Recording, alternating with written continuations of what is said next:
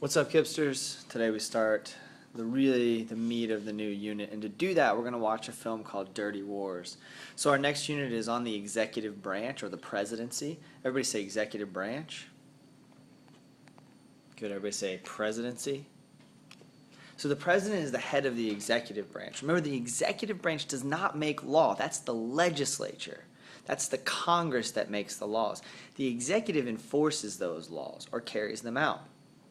So the president has very limited power, and most of their power comes from foreign affairs. Foreign affairs are things that happen outside the United States. So things that happen in other countries that we might get involved in. The president is the face of our country. That's the person who goes to other countries and says, like, look, here are some things we want to do together. Or says, look, I don't like the way you're treating your neighbor. We need to have a discussion about this. They're also the commander-in-chief of the armed forces. In other words, they are the highest-ranking military official in the country.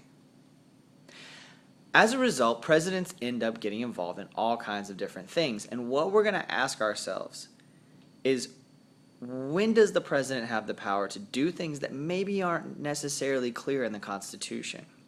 And we're going to watch a film called Dirty Wars in order to understand that. Dirty Wars is a documentary.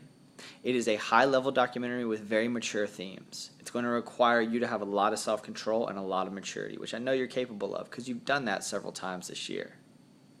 The film is going to tell the story of President Obama's covert wars and clandestine operations across the world.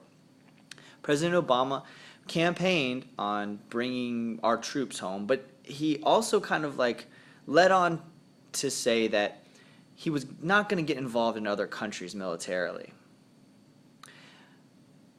That hasn't necessarily been the case, and that's real with presidents. A lot of times they say they're going to do something, then when they get into office, they do something very different. He hasn't really been the guy he said he was going to be.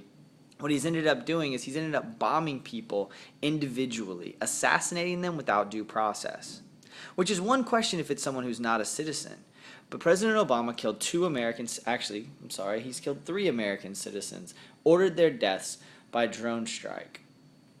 Anwar al-Awlaki and his son Abdul Rahman are the focus of this film, Dirty Wars. And it tells the story of these 2 men who are accused by some people of being terrorists, but there was never any proof offered, and neither one of them was charged.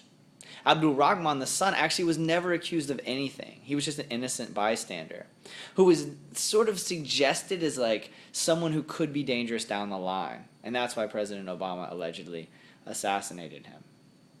So our question is going to be whether it was legal for the president to kill American citizens without due process. And we're going to ask ourselves what kind of constitutional powers the president has. Remember, the president is the executive branch. Remember that there are 3 branches to our government and that they are supposed to check each other: the judiciary, the executive, and the legislative branches. Now remember, the president does not have the power to make laws. Only the legislature has that power. The president carries out or enforces the laws that are made by the legislature. You're going to do great with this, but remember to be as mature as you possibly can. And remember and understand that there are some really difficult questions we're going to ask ourselves, and not to shut down, to tighten up and enjoy the challenge. I love y'all. You're going to do great.